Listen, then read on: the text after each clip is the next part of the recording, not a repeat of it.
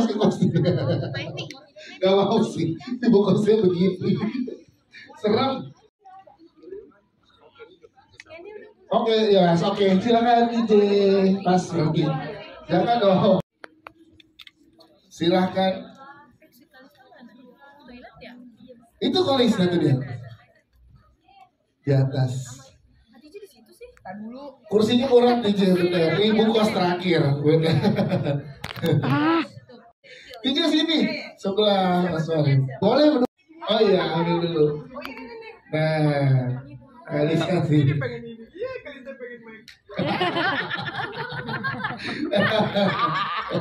Sekali lagi teman-teman boleh beri tepuk tangan untuk Geisha Rangkes sutradara dan juga penulis skenario dari film Perjanjian Setan. Sebelum kita berikan kesempatan ke teman-teman media yang hadir hari ini setelah sama-sama kita menyaksikan, ke Mas Farid dulu Mas. Boleh dong ceritain ke teman-teman yang ada di sini Mas, ke teman-teman media. Ini boleh dikasih keseruannya proses syuting bersama dengan talent-talent yang luar biasa yang ada di sini. Kalista boleh pinjem mic-nya sebentar ke Mas Farid. Silakan Mas, boleh ceritain. Kayaknya seru banget karena persyutingannya ini kelihatan kayak mereka seumuran semua kecuali Ibu Dewi. Itu seumuran loh Kalista. Semua seumuran. Semua seumuran. Semua seumuran. Iya, gimana Mas keseruannya boleh ceritain? Keseruan syutingnya, alhamdulillah semua pemain dan kru kompak, dan apa yang kita inginkan, kita reading bareng-bareng itu semua tercapai dengan karakternya masing-masing. Selama proses syuting juga alhamdulillah semua kru dan pemain sehat, on time. Yes. Walaupun ada satu malam dimana kita scene makan ya sampai agak lumayan pagi ya, karena memang scene makan itu prosesnya agak sedikit ribet, jadinya memang sampai jam 4, jam 3 ya waktu itu ya, lupa. Jam 3 pagi ya udah ya? Sampai waktu itu, cuman itu aja. Oh, sampai satu scene terakhir itu kita scene closingan ya? Iya. Scene closingan. Cuma gitu doang. Scene gosong itu yang di hutan itu sampai jam 6.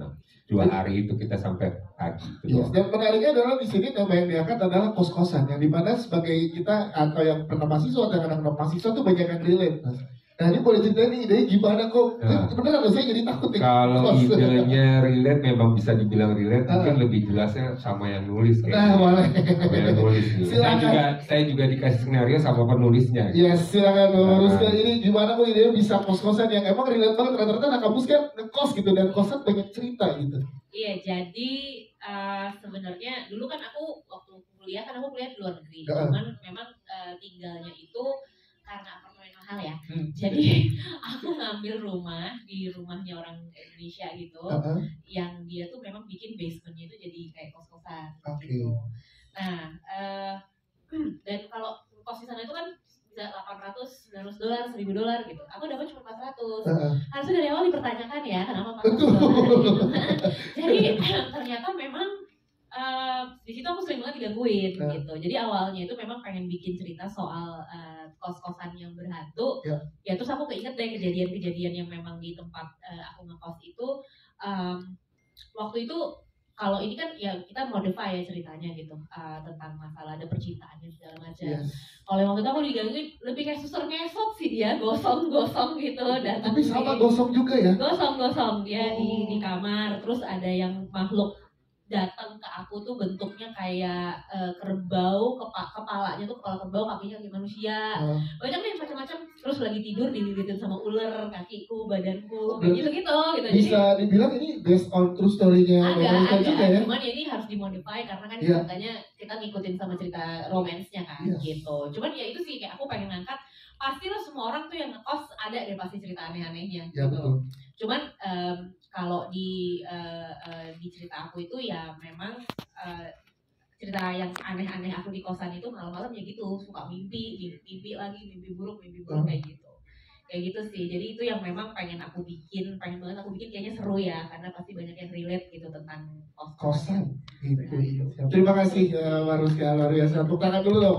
Karena ini bagian dari situ mengalami juga ya di kosannya. Betul. Dan pas nulis ini juga pas nulis ini juga emang ada beberapa ada kejadian kayak aneh-aneh gitu sih. Jadi kan laptopku itu kan pakai fingerprint kan gitu kalau. Terus iya lagi ngetik, terus aku lagi matiin, lagi makan gitu. Terus kan layarnya mati kan. Terus tiba-tiba layarnya nyala, terus ada tulisan fingerprint not match. Berarti ada nyoba dong. Fingerprint not match. Siapa yang naruh fingerprint gitu kan? Terus aku yang terus tiba-tiba kayak gitu sih waktu nulis ini. Wow, nulisnya juga ada gangguan karena kalau TJ berarti gimana buat sebagai yang mengganggu? Jangan begitu dong. Oh iya. Ada TJ sebagai ibu kos, tepuk tangan untuk TJ dong. Mana Titin udah ngarang Titin? Ada tuh Titin tuh, masih kayak paling bawah. Tokokin gue dulu sama Tin. Pinjam. Apa pertanyaannya? Gimana TJ di sini kan sebagai ibu kos toko sentral dan kita lihat TJ juga sekarang ada film yang lagi tayang TJ udah jutaan. Dan ini filmnya Estafet nih di bioskop berarti ada 2 poster yang filmnya itu ada TJ-nya Di dalamnya. di dalamnya. Dan dua-duanya jadi sosok yang misterius. Iya. Itu gimana meranin sosok asli misterius itu? Bulu mata saya copot harusnya. Ngomong. Gimana Jay saat dipercaya peran ini di DJ? Kalau ini gua terus terang terima kasih banyak buat Kak Farid karena udah mempercayakan peran ini buat gue. Karena ini buat si TJ ini karakter non komedi pertama yang gue mainkan gitu. Kalau lo tanya gimana, ya susah juga kan ini kan orangnya udah cerita udah metong ya, jadi gue kan kebetulan belum pernah metong gitu ya. Oh, masa itu kan bentar doang. Oh iya. Jadi memang untuk mendalami karakter Ibu Asih ini yang ternyata dia adalah udah meninggal. Jadi setan gosong ya? Iya, hari-hari dia adalah ternyata udah hantu itu memang di situ kesulitannya sedikit harus menyelami diri menjadi hantu gitu. Terus risetnya gimana berarti untuk menyelami sebagai hantu? Kan waktu itu mana ke Gunung Kawi kita. Iya benar. Lupa loh. Ya jadinya itulah tantangannya. Yes. Bagaimana seorang hantu itu gimana sih? Mungkin dia dingin, nggak punya rasa, nggak punya apa gitu. Siap, itu dia TJ. Tepuk tangan Ya, TJ makasih ya, dong. dia. Thank you. Kita kayak Bu Dewi boleh dong ceritakan juga ke teman-teman media yang ada di sini gimana keseruan syuting apa yang membuat Perjanjian Setan ini beda dari yang karakter-karakter yang sebelumnya Bu Dewi perankan di film-film horor lainnya Bu Dewi. Iya, terima kasih Bapak Farid bisa ngasih saya yang beda, nggak jadi setan ya. Terus di sini tapi saya jadi orang cacat, Mas. Jadi orang cacat ya. Nggak tahu bagus apa enggak, saya nggak tahu. Bagus dong tepuk tangannya warna. Nah, itu. Orang namanya sudah sepuh itu kan biasanya suka error ya. Jadi nggak tahu Pak Farid saya salah apa enggaknya kan nggak ngerti ya. Yang penting saya memenuhi apa karakter yang Bapak ini. Aku ceritain ya, mungkin Bu Dewi lupa. Jadi waktu itu kan Ibu ingat gak? Kan kita kan tuh kan lali dong. Belum. Mesti ngono. Kan itu kan kita semua kan makeup gosong tuh. Nah Ibu kan sekujur tubuhnya gosong, kan pakai itu tuh silikon, ya kan Cong namanya silikon kan, ya kan? Nggak tahu. Enggak, aku nanya Jenny. Latex. Giliran gue lo. Silikon mah kita ini. Pakai latex itu latex itu Ibu sampai apa? Bukan silikon mah Eke ya. Terus ya. Terus itu Ibu tuh sampai sekujur kepalanya peleket-leket ya Bu ya. Sakit kan Bu? Ingat nggak Bu? Lupa ya Bu? Yaudah lupain aja deh Bu. Nggak gitu. Itu satu perjuangan. Seniman harus berani berjuang. Tepuk tangan dong. Totalitas ya Bu Dewi ya. Iya. Terima kasih Bu Dewi. Pakai Jessica Shaina. Jessica ini gimana peran Citra yang melekat di kamu nih kayak judes jutek gitu ya kan? Silakan. Mungkin aku mau jelasin dikit sih. Mungkin pada bingung ya kenapa si Citra ini tuh judes banget gitu-gitu kan. Nah, kalau misalnya kalian perhatiin dari dialog-dialognya Citra itu sebenarnya dia baik. Aku tuh kayak, lu jangan di sini lo ntar dikembalin gitu, makanya kayak aku kayak lu begini gitu. Sebenarnya mau ngasih tahu ya. Iya, nah gitu. Cuman selama aku proses syuting, it's a new experience for me. Apalagi tadi dijelasin kan kita tuh benar-benar sekujur tubuh pakai latex. Itu perjuangan banget dan iya. Iya, jadi Ibu COVID apa gimana nih isolasi? Isolatif. maksudnya karena kita harus pakai latex, jadi badan kita tuh disolatifin dulu. Iya, Gitu. betul. Dan itu emang benar-benar ya perjuangan. Nggak bisa gerak tahu. Iya, nggak bisa Katanya gerak. mau pipisnya susah. Iya. Tapi jadi pengalaman baru juga buat kamu ya dengan betul. peran yang di Tapi peran worth it ini. banget sih setelah melihat hasilnya yang Yes. luar biasa. Siap, terima kasih bukan untuk Jessica, thank you Jessica. Gaming, Siti Gaming ini boleh dong kasih tahu juga ini gimana sih kamu peranin banyak layernya juga di sini loh. Ya kan, ini gimana saat dikasih kepercayaan peran ini, silakan.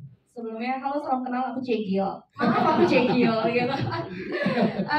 Oke, gimana ya? Sebenarnya seru banget sih meranin Dianti ini karena dia kamuflase ya jatuhnya, Iya. hantu kamuflase gitu. Mungkin di antara yang lainnya, di antara si Ibu Kos Bu Asi, di antara Citra, mereka masih ngasih kesan hantunya ketika mereka masih berwujud manusia gitu. Iya. Kayak mereka kaku atau nggak se-fluent. Dingin gitu ya. Iya, kayak ada dinginnya. Cuman kalau Dianti itu satu-satunya hantu yang bisa warm. Yes. Karena memang ada tujuannya kan. Ah. Gitu. Karena sebenarnya ya mereka-mereka ini anak buah saya. Gimana namanya? Ratunya. Ini ratunya. Iya, ratunya kan. Iya. Ya gitu. Jadi karena hanya bucin sama Ya. satu laki-laki, akhirnya menghalalkan segala cara dan nekat melakukan apapun itu. Jadi teman-teman pesannya jangan ya dek ya. Bucin jangan ya. Jangan bucin ya. Yes, tapi tadi ada satu adegan yang intens banget kan, ada pakai mungkin sling apa segala macam Iya, gitu. iya. Itu gimana prosesnya? Prosesnya pakai seling, Heeh. pakai seling ditarik, dilempar, dihempaskan, geli gitu. Dan itu aku tidak stun ya teman-teman, itu aku sendiri. Wow. Jadi kayak kalau misalkan ke teman-teman atraksi itu aku paling gak kuat kak naik-naik. Iya, iya. Apapun itulah wahana. Cuma kali ini aku harus kayak Diangkat tinggi banget ya lupa. betul. Iya, berarti acting dramanya dapat, acting tadi juga pakai sling dan lain-lain juga luar biasa. Tepuk tangan dong untuk Dewi. Thank you Dewi. Kalista, halo Kalista. Jadi peran yang membawa cerita ini, tepuk tangan dulu untuk Kalista. Gimana tanggung jawab yang diberikan oleh Mas Farid dan teman-teman untuk di film ini untuk seorang Kalista, silakan. Oke, aku pertama-tama mau ngucapin terima kasih banyak dulu untuk Pak Farid yang sudah mempercayakan karakter Kartini kepada aku. And aku juga mau bilang banyak-banyak terima kasih untuk semua cast dan kru yang selama ini selalu bantuin aku selama syuting. Terus aku jujur di judul ini nggak pernah ngerasain pressure apapun karena Pak Farid itu sangat appreciative gitu. Jadi kayak misalnya nih aku ada scene apa, scene yang susah atau scene apa gitu, terus aku pasti langsung kayak ngeliatin Pak Farid kayak nunggu confirmation gitu, ini bagus kayak gitu. Tapi Pak Farid langsung kayak bagus banget sayang. Terus kayak jadi makin seneng gitu kayak gitu. Kayak aduh gimana ya karena aku gak pernah main film horor juga kan sebelumnya. Terus jadinya aku sangat amat enjoy selama perjalanan syuting ini, dan menurut aku I'm so lucky to be here. And terima kasih juga untuk kalian semua yang udah datang. Yes, gimana kalau chemistry sama Kenny terus sama Dewi juga kan banyak kalian barengan. Oke, jadi sebenarnya kalau sama Kenny itu aku udah pernah ketemu di judul yang lain. Yeah. Jadi nggak terlalu susah buat kayak build chemistry karena kita udah pernah main bareng gitu. Jadi gampang, udah kayak teman lah. Udah kayak itu kan ya. Dari paling serem ada cerita nggak? Apa pas ditakutin TJ gitu? Gitu dari kunci? Agak serem sih kalau misalnya Kak TJ ya, kalau misalnya udah mau masuk scene, itu bener-bener nggak bisa diganggu. Kayak misalnya dia udah mau masuk scene jadi ibu kos yang menyeramkan, kan biasanya kayak gini nih bercanda-bercanda mulu kan. Tapi kalau udah mau masuk scene tuh dia pasti di pojokan, terus dia pakai headset, terus kayak di sini loh. Oh, begini. Terus aku kayak Kak DJ, bener-bener gak bisa diganggu, yang bisa gangguin cuma Gemi.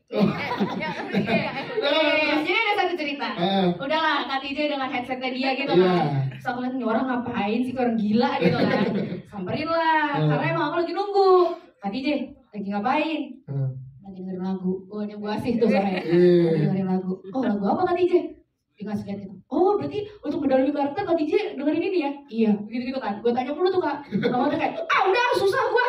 Ini dia gitu. Lagi nunggu pojok dulu.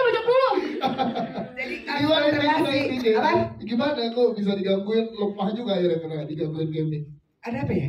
Ada apa? Ada sepi. Iya, maksudnya itu kan gimana ya? Kan itu tadi kaitan sama yang tadi gue bilang bahwa gue kan nggak pernah gue kan belum pernah metong ya. Iya. Jadi jadi susah gitu mau bener-bener. Lagu apa kalau boleh tahu? Lagu Emilia, bukan dong, makanya lu goblok Kak. Lagu Emilia Contessa, judulnya gue lupa judulnya apa, tapi itu lagu Emilia Contessa. Oh, lagunya itu mah anaknya dong, sambut lah. Enggak, jadi gue mencoba meresapi rasa sebagai hantu Bu Asi gitu. Terus kan si Cegil suka ngajak ngobrol baik gitu kan gue mencari pojokan tuh biar gue lepas dulu gitu ya. Iya kan kru mau bercanda-bercanda aja kan gitu. Iya. Nah, maksudnya enggak kalau lagi nge-set itu bercanda-bercanda tuh kan apa ada yang ngatain gue apa gitu Kak. Yes. Terima kasih DJ. Terima kasih juga. Tepuk tangan dong buat teman-teman. Sekarang kita berikan kesempatan buat teman-teman media yang ingin ngobrol dan bertanya langsung dengan para pemain yang ada di tengah. Silakan. Pakai topi kacamata Mas Bayu. Silakan. Nama media dan pertanyaannya. Cek. Oke. Halo, aku Bayu dari Tribun.com. Selamat buat film Penyanyi Setan. Aku mau nanya pertama ke Gimi dulu. Game gimana ngelihat acting udah pakai make up ini, tadi sempat bilang deg-degan pas udah nonton, gimana, puas kah atau ngerasa ditakuti oleh diri sendiri kah? Terus yang kedua, buat seorang Gimi lebih gampang mana memerankan hantu atau menjadi cewek cegil yang bucin? Itu aja, thank you, terima kasih. Terima kasih Mas Bayu. Gimi silakan boleh jawab. Thank you Kak Bayu. Pernah ketemu nih kita ya. Pertama pertanyaannya, pertanyaan yang pertama, apaan tadi ya? Gimana setelah menonton? Oh iya. Rasa diri sendiri. Nah, itu yang kedua. Dia selalu begitu memang. Kalau ditanya begini. Oke, Pak yang mana ya Pak? Oh, oke. Itu hasil game. Tapi keren. Silakan game. Setelah menonton aku puas banget sih. Maksudnya apa ya, di luar ekspektasi aku gitu. Aku pikir kayak aduh kayaknya aku bakal jelek dia tuh atau bakal kurang gitu mikirnya kan, karena ini perdana juga kan Kak aku jadi hantu gitu. Dan ternyata aku pas lihat kayak oh my god serem, suka gitu. Lebih suka mana jadi apa? Ya betul. Pertanyaan kedua, lebih gampang mana jadi cewek bucin atau jadi hantu? Mungkin kalau aku pribadi lebih cewek bucin kali ya, karena relate. Oh, itu kan bucin juga itu lah. Lebih ke lo kalau nggak balas chat gue lo hati-hati sih. Canda seng kan. Jadi lebih suka dan lebih dekat ke yang bucin ya. Iya, lebih ke bucin sih, karena untuk aku bisa jadi hantu kan ini juga baru perdana kan. Jadi ini baru pertama kali nih ngerasain feel-nya kayak gini. Jadi mungkin kedepannya banyak yang harus aku improve juga gitu. Oke, siap. Terima kasih Mas Bayu. Thank you. Selanjutnya, sebelahnya ya Mas Firman, silakan. Iya. Silakan. Halo, saya Firman dari tipseleb.com. Mau nanya ke Kalista sama Gemi. Pengalaman pertama main film horor, langsung dapat peran yang lumayan berat. Persiapan kalian seperti apa? Terus selama syuting ada cerita-cerita horor nggak?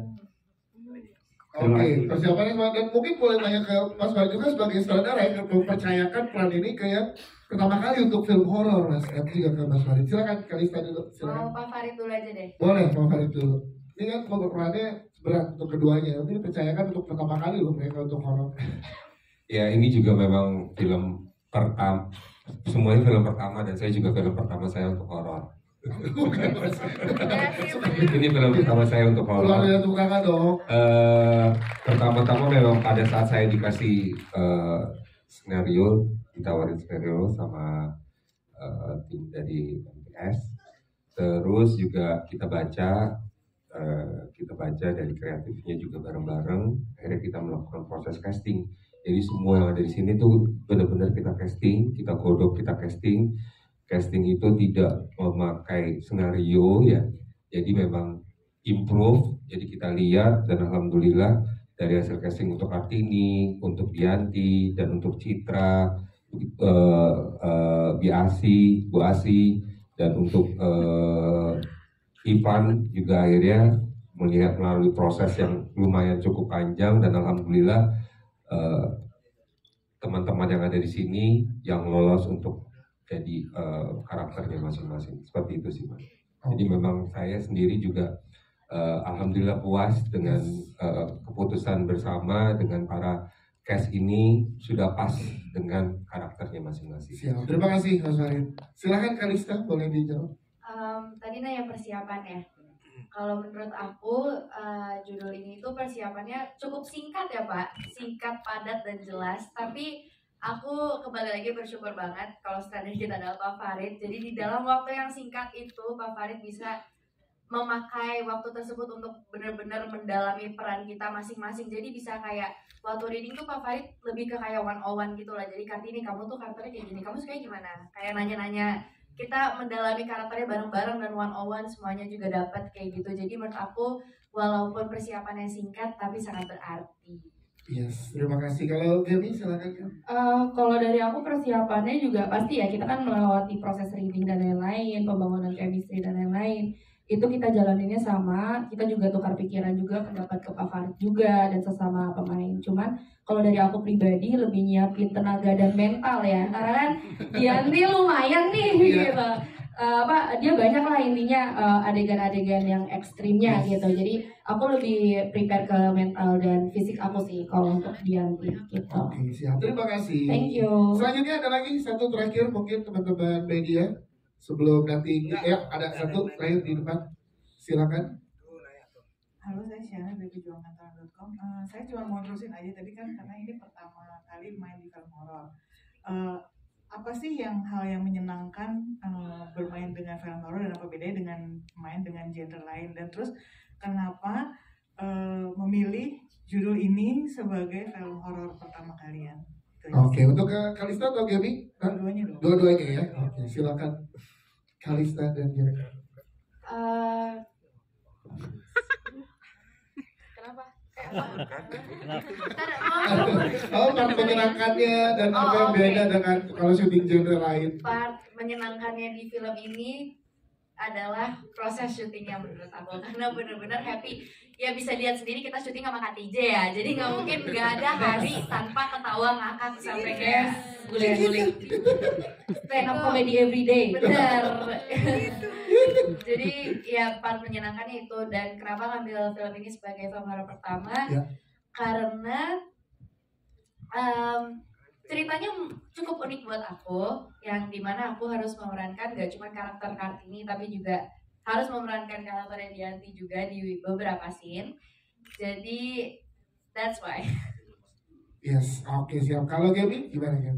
Kalau dari aku kenapa menyenangkan? Obviously karena pemainnya ya seru-seru semua. Terus ditambah aku kalau menjadi Dianti yang manusia, aku masih bisa bercanda gitu seenggaknya. Jadi kayak nggak terus menerus tuh serius atau kaku gitu. Terus kenapa mengambil project ini untuk menjadi project perdana aku film horor? Karena dinamikanya sih gitu. Kayak yang aku tahu biasanya kan hantu itu kan selalu menjadi hantu gitu ya. Ini tuh ada fase jadi manusia yang beneran masih hidupnya, ada manusia yang kamuflase, ada yang manusia yang udah setengah masuk ibaratnya, sama yang full menjadi hantu Dianti. Jadi aku merasa ingin mencoba dan bereksperimen dengan karakter ini gitu Kak. Oke, siap. Terima kasih. Mungkin sebelum kita foto terakhir Mas Farid ada lagi yang mau disampaikan buat teman-teman media, silakan. Terima kasih. Mungkin yang bisa saya sampaikan, terima kasih atas kehadiran teman-teman media pada saat malam ini. Semoga film pertama kami semua yang ada di sini menjadi film yang bisa dibanggakan dan bisa diterima oleh masyarakat Indonesia pada khususnya, pada umumnya juga, dan semoga insya Allah filmnya bisa box office. Amin. Siap. Terima kasih. Kita boleh berdiri untuk foto bareng teman-teman. Siap. Silakan boleh merapat. Oke. Lebih merapat lagi DJ. Nah. Iya. Oh DJ. Silakan teman-teman media diinformasikan kepada pembacanya, penontonnya, dan juga pendengarnya bahwa film Perjanjian Setan akan tayang di seluruh bioskop Indonesia di tanggal 5 September 2024. Siap, silakan sekali lagi boleh tepuk tangan sekali lagi teman-teman, terima kasih. Siap, teman-teman media, siap. Terima kasih untuk seluruh jajaran cast, teman skenario, cast sutradara dari film Perjanjian Setan. Siap, silakan boleh kembali ke tempat yang sudah disiapkan. Teman-teman media, terima kasih sudah hadir, tamu undangan sudah hadir malam hari ini. Sampai ketemu di bioskop tanggal 5 September. Ya, kasih tahu nanti ada extended version itu sebenarnya yang